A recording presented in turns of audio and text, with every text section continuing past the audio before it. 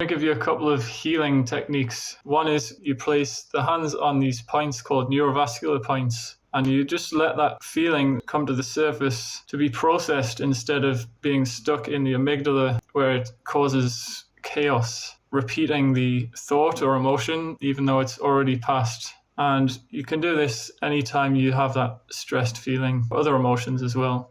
Hold it for a few minutes while you process that emotion.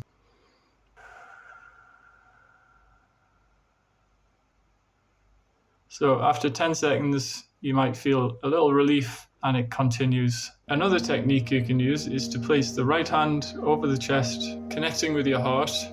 And that way you remind your body that you're safe. And simply breathe and focus on connecting with your heart. One technique to go with this is called the inner smile.